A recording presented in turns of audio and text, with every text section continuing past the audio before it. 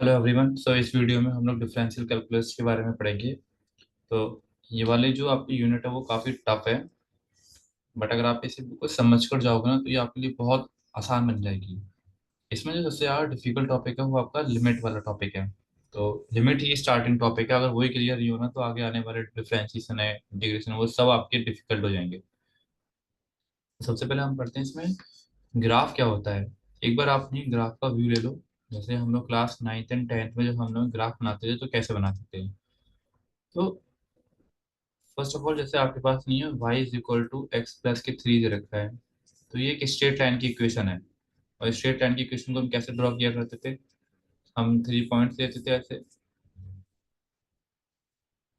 And हमने यहाँ पे लिखा था x, यहाँ लिखा y। x की वैल्यू आप कुछ भी पुट करो, 0 ले लो, एंड y की वैल्यू आ जाती थी 3। अब x की वैल्यू कुछ भी ले लो, आप ले लो यहाँ पर चाहे तो 1, तो y की वैल्यू 4 आ गई।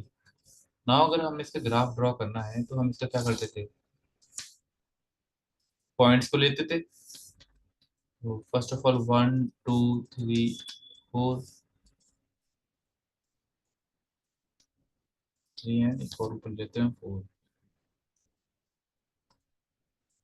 ये, अब इन पॉइंट को आप रिप्रेजेंट कर दो, 0,3, तो वो होगा यहाँ पर, एंड 1,4, 1,4 वो होगा यहाँ पर। तो यहाँ से एक स्ट्रेट लाइन जाएगी ऐसे कर। तो अब ये क्या होगा, ये भी आपकी क्या हो गई, ग्राफ ऑफ अ फंक्शन ही है, क्योंकि यहाँ पर y जो है वो भी फंक्शन है। तो हम लोग जो है फंक्शन को अब ऐसे रिप्रेजेंट करेंगे, एफ एक्स के ऐसे। तो चाहे y लिखो चाहे एफ एक्स लिखो, बात एक ही होती है। तो F X equal to X plus की 3, और अगर आपको इससे ग्राफ बनाना होगा तो आप इसको ऐसे ड्रॉ करोगे ना। फंक्शन आपका स्ट्रेट लाइन तो आएगा नहीं, और फंक्शन आपको नहीं कैसे भी आ सकता है। अब वो देखते हैं कि डिफरेंट टाइप के फंक्शन कैसे आएंगे। जैसे अगर आपके पास नहीं है y इक्वल टू आया है एक्स स्क्वायर, ये, तो ये एक पैराबोला है। आप इसको रिप्रेजेंट करके देख सकते हो कॉपी पर अपने, पॉइंट्स लेना आप और देन इसको रिप्रेजेंट करना। जैसे मैंने यहाँ से लिया पॉइंट x, एंड ये क्योंकि y एफ एक्स है वो आपका, तो एफ एक्स हमने यहाँ लिख लिया। पॉइंट ले लो आप, एफ एक्स, एक्स की वैल्यू ले लो 1, एफ एक्स की वैल्यू आई कितनी आपके पास, 1 2 4, एंड एक बार एक्स की वैल्यू माइनस के 1 ले लेते हैं, तो आएगा हमारे पास प्लस के 1। नाउ रिप्रेजेंट करो, 1 2 3 4, तो 1,1 एक पॉइंट हो गए यहाँ पर, 2,4 एक पॉइंट हो गए यहाँ पर, माइनस के 1,1। अब आप देखो, ये जरूरी नहीं है कि आपका ग्राफ जो है स्ट्रेट लाइन में हो। अब आपका ग्राफ जो हो रहा है कैसा है, कर्ली पोर्शन में आ रहा है। तो अगर मैं इन सब पॉइंट को ज्वाइन करता हूँ, ये, अगर आपको ये चेक करना है कि 0 से पास हो रहा है नहीं पास हो रहा, तो एक काम करो, एक्स की वैल्यू 0 पुट करो आप यहाँ पर, एंड वाई की वैल्यू देखो 0 आ जाएगी, यानी कि 0 से पास हो रहा है। एंड ये कुछ इस तरह से जाएगा ग्राफ ये। वैसे आपको बनाने की जरूरत नहीं पड़ेगी ऐसे, ऐसा कोई भी क्वेश्चन नहीं आया जिसमें आपको ग्राफ बनाना पड़ रहा हो, वो आपके दूसरे वाले सब्जेक्ट के अंदर है। बट यहाँ पर एक बार व्यू देख लेते हैं फंक्शन का। तो अब यहाँ पर हमारे पास ये ग्राफ आ गया पैराबोला का। अब ये फंक्शन का ग्राफ है, आप देख रहे हो कंटिन्यूअस है ये, ठीक है। और ऐसे ही मैं अब दूसरा ग्राफ दिखाता हूँ हम लोगों को। जब आपने रिलेशन एंड फंक्शन टॉपिक पढ़ा होगा तो उसमें आप लोगों ने फंक्शन के डिफरेंट डिफरेंट वे देखे होंगे रिप्रेजेंट करने के। कभी कभी ऐसा होता है कि हमारे पास फंक्शन जो होता है ना डेफिनेट नहीं होता, कोई एक पार्टिकुलर एरिया के अंदर वो इंटरवल्स में डिवाइडेड होता है। सपोज जैसे मैंने लिखा है यहाँ पर x प्लस के 3, मैंने लिखा है यहाँ पर 2x। x प्लस की 3 फंक्शन तब है जब x की वैल्यू कब हो आपकी लेस देन 3 हो, और 2x तब है जब x की वैल्यू क्या हो, ग्रेटर देन 3 हो। तो 1 2 3, जब x की वैल्यू 3 से छोटी है तो x प्लस 3 है, मतलब फंक्शन कुछ इस तरह से है। जरूरी नहीं है ऐसा ही हो, बट मैंने ऐसे रिप्रेजेंट कर दिया है। और जब एक्स वैल्यू 3 हो, 3 से बड़ी हो, तो 2x है, तो मे भी पॉसिबल 2x ऐसे करके हो सकता है। तो इतने रीजन में जो था आपको फंक्शन है ये वाला, और इतने रीजन में फंक्शन आपको ये आया है ये वाला। तो देखा आपने डिफरेंट डिफरेंट इंटरवल्स में डिफरेंट डिफरेंट फंक्शन, एक ही फंक्शन है बट डिफरेंट पार्ट में डिवाइडेड हो गया है। ओके, अब हम यहाँ से लिमिट पे पकड़ने वाले हैं, तो लिमिट की नीड हमें क्यों पड़ रही है, मैं आपको वो बताने जा रहा हूँ। अब कभी कभी ऐसा होता है, जब आपने ये फंक्शन चैप्टर पढ़ा होगा, रिलेशन फंक्शन, तो उसमें आपको डोमेन एंड रेंज निकालने वाली बात आई थी। तो जैसे हमारा कोई फंक्शन है, मैं दिखाता हूँ आप लोगों को। एफ एक्स इक्वल टू का मैंने 1/x से ग्राफ ड्रॉ किया। ठीक है, ग्राफ कुछ इस तरह से जाता है, ऐसे करकर। मतलब जब आप जीरो की तरफ जा रहे हो ना, आप यहाँ पर ये, तो आपको कोई भी वैल्यू मिलेगा ही नहीं वाई एक्सिस पर। जो भी आपका वैल्यू है ना, वो आपका वैल्यू कहाँ पर होगा? इन्फिनिटी पर होगा। देखो ना, आप ये देखो, जैसे ही ग्राफ जो जीरो की तरफ आ रहा था ना, ये तो इसकी वैल्यू वाई एक्सिस पे है ही नहीं, इसकी वैल्यू इन्फिनिटी बहुत दूर है। क्योंकि जब आप एक्स वैल्यू जीरो पुट करोगे, 1/0, तो इन्फिनिटी आ रही है ये, तो आपको वैल्यू मिलेगी ही नहीं यहाँ पर अब। तो इस केस में क्या करेंगे हम लोग? लिमिट लगाएंगे। तो लिमिट हमें वहां लगाई जाती है जहां पर फंक्शन की वैल्यू इन्फिनिटी आ रही होती है। चलो अब लिमिट पर जंप कर लेते हैं। अब लिमिट आखिर है क्या? तो लिमिट एक वे है फंक्शन की वैल्यू निकालने का, जहां पर फंक्शन की वैल्यू इन्फिनिटी हो रही होती है। वैसे तो आप लिमिट की वैल्यू कहीं पे भी निकाल सकते हो, बट जनरली यूज की जाती है वहां पर जहां पर हमें इन्फिनिटी वैल्यू मिल रही होती है। एक बार देख लेते हैं इसको।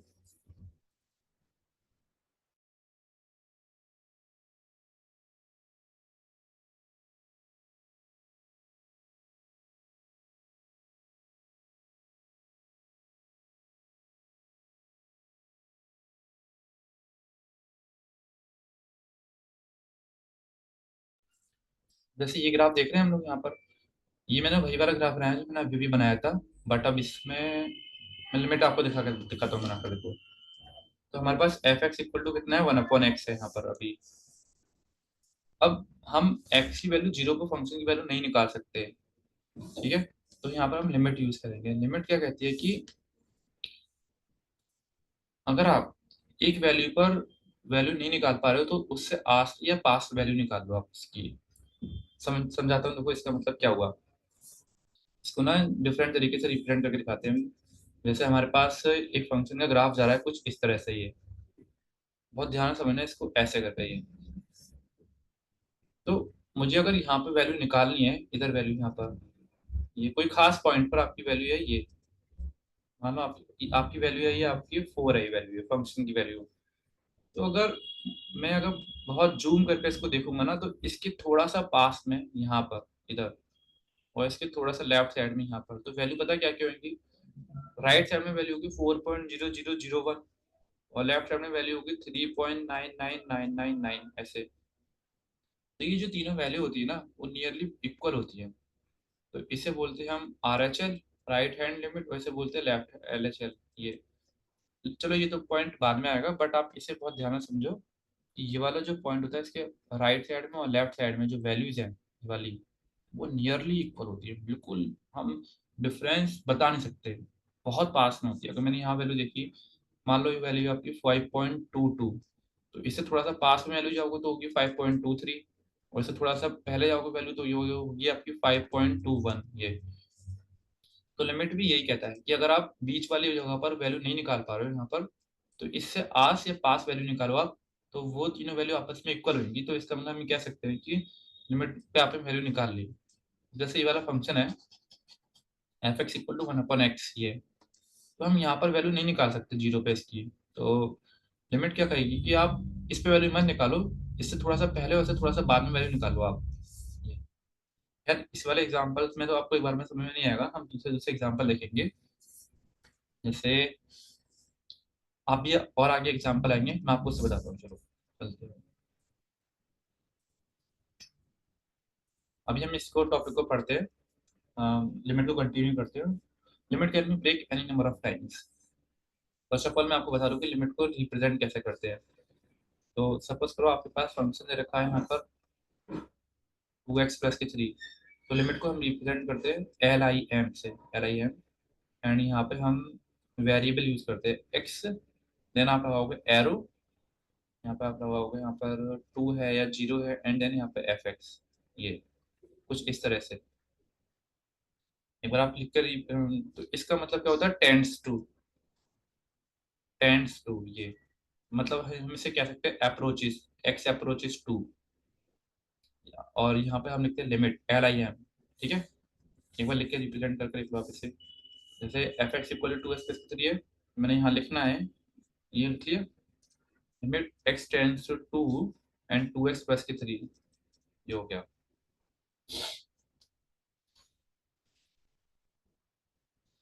अब इसे ही मैंने यहाँ पर सॉल्व करके दिखाता हूँ आपको। देखो, हमें क्या करना है कि इसमें लिमिट लगानी है इस क्वेश्चन में। तो मैंने आपको पहले बताया कि लिमिट वहां लगाई जाती है जहां पर फंक्शन की वैल्यू क्या हो रही होती है, इनफाइनाइट हो रही होती है।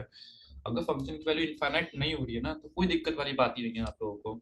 और फंक्शन की वैल्यू इनफाइनाइट तभी होती है जब डिनोमिनेटर में फंक्शन जीरो लेकर आ रहा होता है। मेरे कहने का क्या मतलब है, F X equal to 1/x-2 है ये। तो जो फंक्शन पॉलिनोमियल फंक्शन होते हैं ना, मतलब जो न्यूमरेटर न्यूमरेटर में होते हैं, जैसे एफ एक्स इक्वल टू हमारा है 2x प्लस के 3, तो ये कभी भी इन्फिनिटी नहीं आएगा, कभी भी। एक्स ही चाहे कोई सी वैल्यू पुट कर लो इन्फिनिटी के अलावा, जीरो पुट कर लो, 0.2 3 4 5 कुछ भी रिप्रेजेंट कर लो, बट इन्फिनिटी कभी भी नहीं लेकर आएगा। इन्फिनिटी फंक्शन ये वाले फंक्शन लेकर आते हैं जिसमें न्यूमरेटर और डिनोमिनेटर वाला पार्ट होता है। यानी कि डिनोमिनेटर में यहाँ पर एक्स की वैल्यू क्या है आपकी, एक्स माइनस के 2, तो अगर मैंने एक्स की वैल्यू 2 पुट कर दी तो ये फंक्शन इन्फिनिटी बना देगा। ठीक है,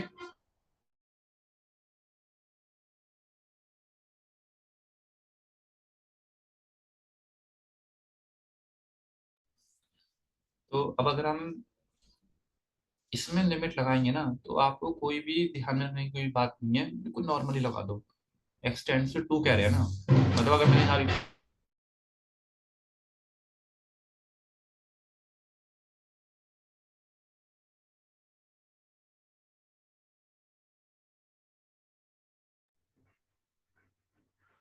तो अगर हमें अभी यहाँ पर एक्स की वैल्यू 2 पर ये वाली वैल्यू निकालनी है तो आप डायरेक्ट पुट कर दो इसके अंदर। तो एक्स की वैल्यू 2 पुट कर दो यहाँ पर, 2 × 2 एंड प्लस के 3, तो ये आ गया 4 + 3 यानी कि 7 आपका आंसर आ गया यहाँ पर अभी ये।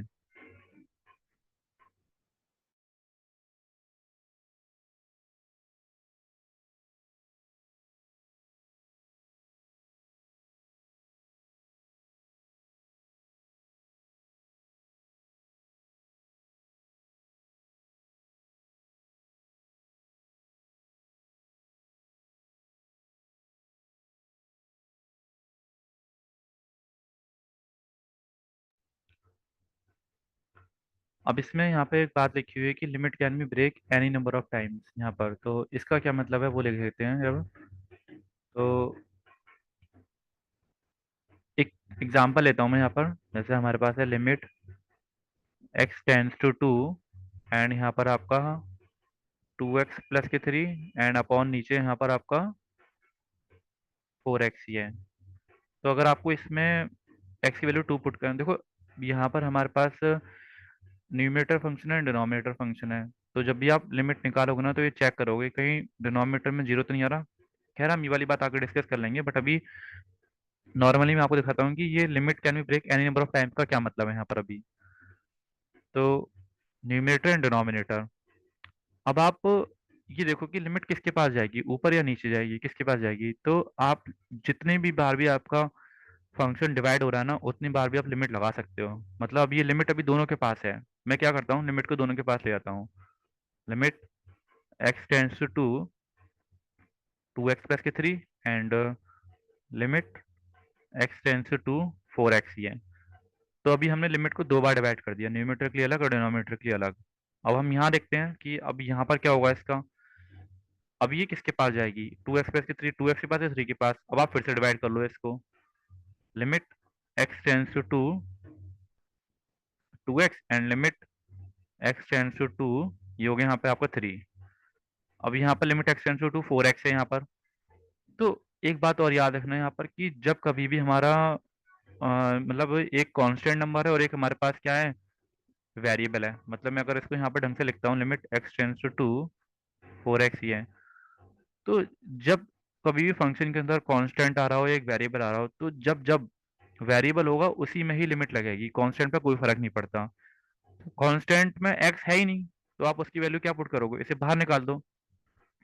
तो ये हो जाएगा 4 limit X tends to 2 and X, ऐसे करके हो गया 4 लिमिट एक्स। तो अब हम इसे क्या करते हैं, यहाँ पर पुट कर देते हैं four limit x tends to X. खैर मैंने ये आपको सिर्फ यहाँ पर करके दिखाया, आपको ऐसा करना नहीं है। आपको तो बहुत इजीली डायरेक्टली पुट कर देना है, क्योंकि ये डिफिकल्ट बहुत बड़ा हो जाएगा फिर, नहीं तो फिर ये बस बता दे रहा हूँ इससे यहाँ पर अभी कि आप ये सिर्फ ऐसे कर सकते हैं इसको। अब आप पुट कर सकते हो एक्स की वैल्यू टू, एक्स की वैल्यू टू पुट करो तो कितनी आएगी फोर, एंड यहाँ पुट करोगे तो इसमें तो एक्स है ही नहीं आपका यहाँ पर, तो कोई फर्क ही नहीं पड़ने वाला है यहाँ पर। तो आप यहाँ पर क्या, ये तो आंसर आपका थ्री आ जाएगा, है ना। देखो जैसे ये लिखा हुआ limit x tends to and three, तो फंक्शन तो हमारा सिर्फ यही है ना, वैल्यू कांस्टेंट है, इसमें अंदर एक्स है ही नहीं, तो आप टू पुट करोगे कहाँ पर, तो आंसर हमारा थ्री ही रह जाएगा। ठीक है। अगर किसी को नहीं समझ में आ रहा हो ना, तो मैं आपसे प्रॉमिस करता हूँ कि आप चलते रहो आगे, आगे इतने सारे क्वेश्चन आएंगे ना, आप एक एक डाउट क्लियर हो जाएंगे। कभी कभी ऐसा होता है कि हमें शुरुआत में समझ में नहीं आ रहा होता है, बट चलते चलते आपको समझ में आने लगेगा। ये टॉपिक ही ऐसा है कि शुरुआत में समझ में नहीं आता।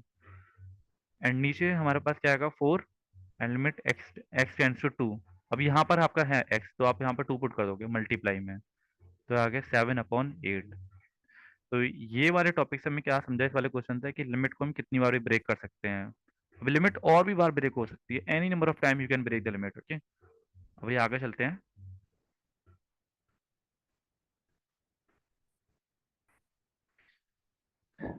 अब ये एल्जेब्रा ऑफ लिमिट वैसे तो हमने थोड़ा सा पहले से डिस्कस कर लिया है, तो ये भी टॉपिक इजी है। बस इसमें बताना है कि लिमिट का जो फंडा है वो चलता कैसे है।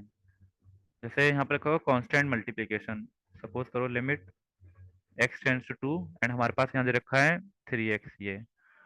तो अब लिमिट इसमें कैसे लगेगी जब आपके पास नहीं है यहाँ पर कांस्टेंट आ रहा हो ये। तो अभी मैं बताया कि लिमिट का असर केवल उसी पर ही होता है जहां पर अंदर एक्स अवेलेबल होता है, तो इस पर तो लिमिट का कोई असर ही नहीं होगा, तो ये तो बाहर आ जाएगा। तो हो गया three limit x tends to two, and ये हो गया आपका एक्स, एंड एक्स की वैल्यू टू पुट करो यहाँ पर, कितनी आएगी आपकी ये। तो ये कुछ हो गया ऐसे करके। Addition and subtraction very easy, limit x tends to two, two X plus की थ्री। तो आप एडिशन कैसे लगाओगे, इसे आप ब्रेक कर सकते हो, limit x tends to two, two x and then plus limit x tends to two three. तो ये टू टू टू या फोर हो गया यहाँ पर, एंड इसमें तो कोई फर्क ही नहीं पड़ेगा, तो ये आपका आंसर आ गया सेवन। डिवीजन में क्या बताया अभी अभी हमने करा था, limit x tends to two three x and upon two x minus के थ्री। तो इस पे अलग ब्रेक कर लो, इस पे अलग ब्रेक कर लो, बिल्कुल अभी भी कर लिया। पावर में कैसे करते हैं इसको, चलो मैं आपको क्वेश्चन से बताता हूँ, आगे चलकर क्वेश्चंस में आएंगे इसके क्वेश्चंस। अब एक दो इसके क्वेश्चंस कर लेते हैं इसके, फिर हम डिस्कस करते हैं। अब देखो जब कभी भी आपके पास नहीं कोई भी लिमिट का क्वेश्चन आएगा ना, पहले ये चेक करना क्या वो न्यूमरेटर और डिनोमिनेटर में है, तो वहां पर थोड़ा स्लो डाउन हो जाना है, एंड वहां पर सोचने की थोड़ी सी कोशिश करना कि इसमें कैसे किया जा सकता है इस क्वेश्चन को। अब पहले यहाँ पर देखो क्या न्यूमरेटर डिनोमिनेटर में है, नहीं, प्योर न्यूमरेटर है में ना, तो आपको कुछ भी सोचने की जरूरत नहीं है, डायरेक्ट टू की वैल्यू इसमें पुट कर दो। सिर्फ न्यूमरेटर न्यूमरेटर में है ना, टू की वैल्यू यहाँ पुट करो, to minus k one multiply two plus के सिक्स।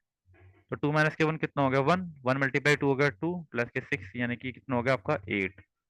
अब यहाँ पुट करते हैं लिमिट एक्स की वैल्यू जीरो पुट करो, तो ये हो गया बी, और यहाँ पे पुट करो, नहीं नहीं एक मिनट को, थोड़ा सा मैं जल्दी कर गया, ये भी न्यूमरेटर में है लेकिन डिनोमिनेटर में है। अब यहाँ पे आपको थोड़ा सा सोचने की जरूरत है। अब वो आपको क्या बात ध्यान में रखनी है कि कहीं हमारा एक्स की वैल्यू जीरो पुट करने पर फंक्शन इन्फिनिटी तो नहीं बन रहा।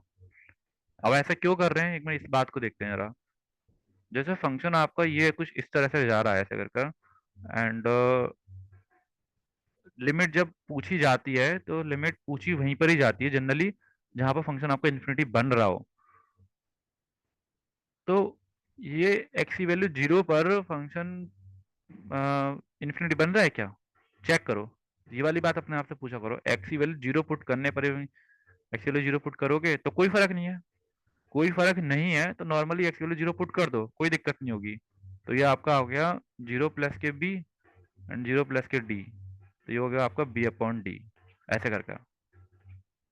ठीक है, इजी था ना ये तो। अभी अभी आगे चलते हैं, इनको क्वेश्चन को देखो जरा, न्यूमरेटर और डिनोमिनेटर। ठीक है, थोड़ा सा ध्यान में रख के करना, न्यूमरेटर और डिनोमिनेटर। क्या एक्स की वैल्यू टू पुट करने पर आंसर हमारा जीरो आएगा, नहीं, जीरो तभी आता है जब माइनस हो, डिनोमिनेटर में कुछ हो रहा हो, नहीं आएगा ना। तो टू की वैल्यू डायरेक्ट पुट कर दो, टू टू या फोर, फाइव फोर जा, लेकिन आप एक बात लिख देना यहाँ पर, as f two is not equal to infinity और जीरो अपॉन जीरो फॉर्म, मतलब ऐसा नहीं हो रहा है, तो we can say that therefore जो लिमिट होगी x tends to two, f x is equal to f of two. इस बात का क्या मतलब है, हम इस बात से ये बता रहे हैं कि अगर एफ की मतलब टू की वैल्यू पुट करने पर फंक्शन की वैल्यू इन्फिनिटी नहीं हो रही है, तो इसका मतलब यही है कि जो लिमिट की वैल्यू होगी ना, वो फंक्शन की वैल्यू के ही इक्वल होगी। बस आप ये लिख लो, थोड़ी सी आगे चल के आपको वाली बात समझ में आने लगेगी, ये वाली बात, limit x tends to two, f x is equal to f two, ऐसे करके लिख लो बस आप इस बात को ना। अब अगर हम ये बात लिख चुके हैं तो आपको क्या करना होगा, सिर्फ पुट करना होगा यहाँ पर बस। अब ये देयरफॉर ये जो लिमिट होगी क्या होगी आपकी है, आप वैल्यू इसके अंदर पुट कर दो, टू टू जा फोर, फाइव फोर जा ट्वेंटी, फाइव टू जा टेन हो गया ना यहाँ पर, and seven upon x square plus के एट, यानी कि एक्स की टू की पावर टू, फोर प्लस के एट। अगर आपको ये समझ में नहीं आ रहा तो अपने आप तरीके से वैल्यू को पुट करके कर लेते हैं। Ten plus seven seventeen, plus four twenty one, और एट प्लस के फोर ट्वेल्व, थ्री सेवन जा थ्री फोर जा, तो आंसर आ गया आपका सेवन अपॉन फोर ये। अब इसे पुट करते हैं यहाँ पर, x tends to minus k one, क्या माइनस की वैल्यू माइनस वन पुट करने पे आंसर आपका इन्फिनिटी आ रहा है? वैसे तो फिर फंक्शन न्यूमरेटर में है, तो किसी कीमत पे आंसर आपका इन्फिनिटी नहीं आ सकता, तो नहीं आ रहा ना। अब ये वाली बात लिख दो, एज फंक्शन की value minus k one put करने पर is not equal to infinity, therefore हम यहाँ से ये कह सकते हैं कि limit x tends to minus k one, f x is equal to होगा f of minus k one. तो अब आप f of minus k one इसके अंदर पुट करो, यहाँ पे इसी वाले क्वेश्चन को, इसको लिख दिया आपको, limit x tends to minus k one